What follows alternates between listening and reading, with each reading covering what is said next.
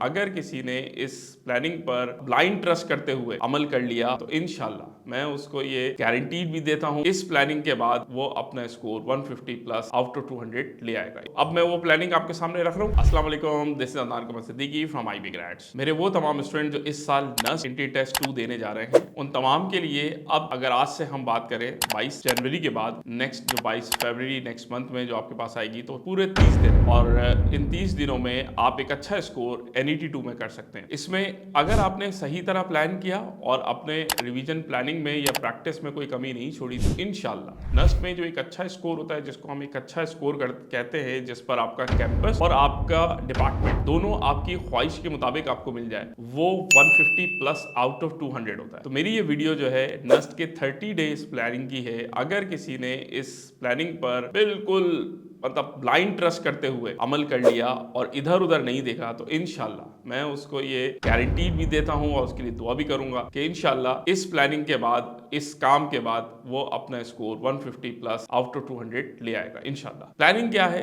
देखिए, अभी आप में से बहुत सारे स्टूडेंट्स हैं, मेजॉरिटी ऐसे ही हैं जो इस वक्त E2 और सेकेंड ईयर भी कर रहे हैं, ठीक है ना। तो जब NET 2 होता है, जैसे कि फरवरी में है, तो इस वक्त ये दोनों चीजें भी आपके साथ कनेक्ट होती हैं। सेकंड ईयर का स्टूडेंट सेकंड ईयर में फोकस कर रहा होता है, A2 का स्टूडेंट A2 में फोकस कर रहा होता है, और कुछ टाइम वो हमारी एप्टीट्यूड क्लास में भी दे रहा होता है। वहां के टीचर आपको मोटिवेट करते हैं, तो सैटरडे संडे आपका अच्छा गुजर जाता है, उसमें फिर आप जाके घर पर भी थोड़ा सा काम कर लेते हैं। बट इस रूटीन से अगर अगले 30 दिन गुजार दिया आपने, तो ये थोड़ा थोड़ा काम करने से आपका NET 2 इतना अच्छा नहीं होगा कि जितना आप समझते हैं कि आपका एडमिशन हो जाए, आपको स्कॉलरशिप भी मिल जाए उस एडमिशन पे, और आपके डिजायर कैंपस में आपका एडमिशन हो जाए, आपकी डिजायर फील्ड आपको मिल जाए। इसके लिए आपको प्लान करना पड़ेगा और कुछ चीजें आपको अपनी दिल की नहीं सुननी होगी, ठीक है ना। तो अब मैं वो प्लानिंग आपके सामने रख रहा हूँ। कुछ चीज़ें जो आप लोगों ने IB ग्रेड्स में क्लासेस ली हैं, कोर्स ऑलमोस्ट कंप्लीट हो चुका है आपका। तो अब आप लोगों ने क्या करना है, पहली चीज़ आपका IB ग्रेड्स का लेक्चर जो एक बुक बन गई होगी, जो नोट्स आपने बनाए होंगे, उसको आपने रोजाना टाइम देना है। तो लेक्चर जो आपके रिकॉर्डेड हैं, जो आपको नोट्स आपके बने हुए हैं, उन लेक्चर्स को आपने दोबारा से पढ़ना है। साथ में IB ग्रेड्स की एक बुकलेट थी जो टीचर्स ने आपको MCQs और उसके की पॉइंट्स तमाम डिस्कस भी किए और सॉल्व भी कराएं। तो वो MCQ की बुक जो सॉल्व कर लिए, अक्सर स्टूडेंट ये समझते हैं कि ये तो हम सॉल्व कर चुके हैं, तो इसको हमने दोबारा क्यों करना है, तो इसका रिवीजन करना है। दो चीजें, इसको आप टाइम देंगे रोजाना 2 आवर्स, 2 घंटे फिजिक्स और 2 घंटे मैथ्स। इंग्लिश फिलहाल अभी इस प्लानिंग में नहीं है। शुरू की 10 दिन जो मैं अभी आपको बता रहा हूँ, 22 से लेके 2 फरवरी तक, इसमें आपने मैथ्स और फिजिक्स को 2 घंटे रोजाना अपने लेक्चर्स रिवाइज करने और अपने MCQs करने। साथ में 1 घंटा आपने देना है छाजाओं पर मौजूद चैप्टर टेस्ट। जिसने कर लिए बहुत अच्छी बात है, जिसने नहीं किए हैं उसने उसको कंप्लीट करना है। और 1 घंटा आपने देना है छाजाओं पे मौजूद मॉक टेस्ट को। मॉक टेस्ट के अंदर आपके 3 फ्लेवर्स हैं, एक मॉक टेस्ट है, एक ओरिजिनल पास्ट पेपर है और एक रिक्रिएशन है। ये तीनों चीजें अगर आपने कर ली तो इंशाल्लाह जो पेपर देने जा रहे हो वो पेपर आपको ऐसा लगेगा ये एक पेपर हम पहले कर चुके हैं। ये इतने इंपॉर्टेंट मटेरियल जो छाजो एप्लीकेशन पे पहले से मौजूद है,